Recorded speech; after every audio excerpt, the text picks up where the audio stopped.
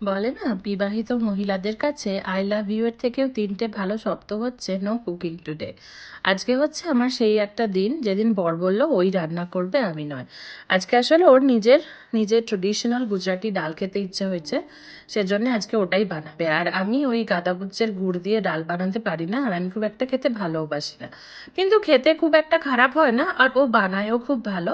তাই জন্য ভাবলাম ঠিক আছে, নিজের থেকেই বলছে যখন, করুক আজকে রান্না। আজকে অবশ্য বেশি কিছু করার ছিল না, শুধু আলু ফুলকপি ভাজা আর ওই গুজরাটি ডাল ছিল, খাট্টি মিঠি, আর ডিম সেদ্ধ বা ডিমের অমলেট কিছু একটা খাওয়ার সময় করে নিলে হবে। আলু ফুলকপির ভাজাটা তো খুবই ইজি, সবাই জানেন। এখানে জানেন তো, সব শীতের আলাদা করে আর ফুলকপি ওরকম কিছু হয় না। সারা বছরই আমরা এখানে ফুলকপি, ব্রোকলি আর বাঁধাকপি খাই। ওগুলো খেয়ে খেয়ে সেই বলে না, মুখে চড়া পড়ে গেছে। তাই ভেবেছি যখন বাড়ি যাব, ওই দেখুন দেশে যাব বলতে পারি না, এখনো মনে হয় বাড়িটা বোধহয় সেই ওখানেই রয়েছে। তো সেই যখন বাড়ি যাব তখন আমি বলবো বাড়িতে সবাইকে আমাকে যেন ওই ফুলকপি বাঁধাকপি অন্তত আর না খাওয়ায়, তা বাদ বাকি সব কিছু খাওয়ায়। তো আলু ফুলকপিটাও বানাচ্ছে। আর আমি দেখি পূরব কি করছে একটু, আসলে যতই করুক মাঝে মাঝে তো আমাকে লাগেই, তাই জন্য আমি মাঝে মাঝে ফোঁটা দিতে আসছি।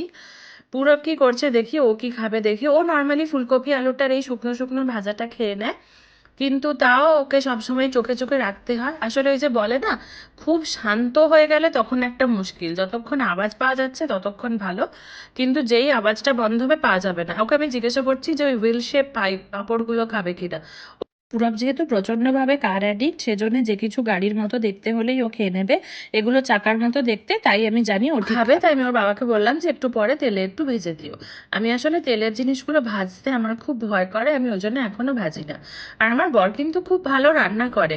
ওই একটা ব্যাপারে আমার লাকটা খুব ভালো, ওই কিন্তু আমাকে রান্না শিখিয়েছে। আমি আগে রান্না টান্না অত কিছু ভালো করে করতে পারতাম না, তেল গরম হওয়ার আগেই জিনিস দিয়ে দিতাম, এইসবগুলো ধৈর্য ধরে ওই শিখিয়েছে, আর খুব একটা টন্ট না মেরেই।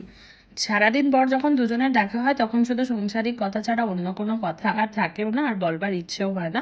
তো এবার আমি বলছিলাম, আমি ডালগুলো ইনস্টাপটে অলরেডি সেদ্ধ করে ফেলেছি, এবার কি ওটা তুমি করবে? তাহলে আমি অন্য গ্যাস ওভেনেই তরকারিটা সরিয়ে দেবো। আর ওই যে আমার একটু মাঝখানে টাচ না করলে হয় না, তাই আমি গুঁড়ো মশলাগুলো দিয়ে দিচ্ছিলাম। ততক্ষণ ওর ডালটা সেদ্ধ হয়ে গেছিলো, ওটা বের করলো। এবার দেখুন পূরব কি করছে। আমরা যেহেতু ওখানে রান্নায় বিজি ছিলাম, এখানে নিজে বারবন বিস্কুটের প্যাকেটটা খুলে ওটা খেতে শুরু করে দিয়েছে। আমি ওকে আসলে ওই দিন বলেছিলাম যে এটা আমার ফেভারিট ছোটবেলার বিস্কিট, তো ওই জন্য ইন্ডিয়ান স্টোর থেকে ওটা নিয়ে এসে ওর চালু হয়ে গেছে। ততক্ষণে আমার বর ওই ইনস্টাপট থেকে ডালটাকে বের করে নিয়েছে। এবার এখনো ধোঁয়া বেরোচ্ছে, এই সময় ঢালতেও আমার খুব ভয় লাগে। তেলের মধ্যেও ফোড়নগুলো দিয়ে দিল, আর সর্ষে আর একটু মেথি দিল, আর তারপরে এবার ডালটাও ঢেলে দেবে। কিন্তু এই যে তেলটা প্রচন্ড গরম হয়ে গেছে, এই সময় আমি ঢালতে একদমই সাহস করি না, সেই জন্য আবার সেই ওই করবে আর কি। ধূসবে আমি একটু টমেটো দিয়ে দিয়েছি।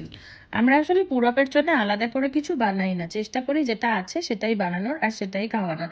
আসলে জানি যতদিন হাতের মধ্যে আছে ততদিনই আমরা ইন্ডিয়ান খাবারগুলো খাওয়াতে পারবো, তারপর বাইরে গেলে তো খাবেই উল্টো পাল্টা।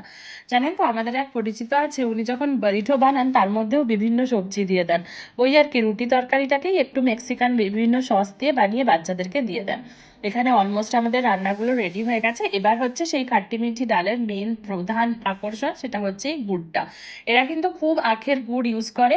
এমনিতে আমি আখের গুড়টা এমনি খেতে পারি, কিন্তু এই ডালের মধ্যে দিয়ে আমি খুব একটা খেতে পারি না।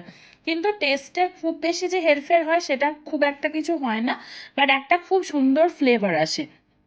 এবার আমাদের রান্না রেডি, আমরা ডিনার করে নিই, টাটা।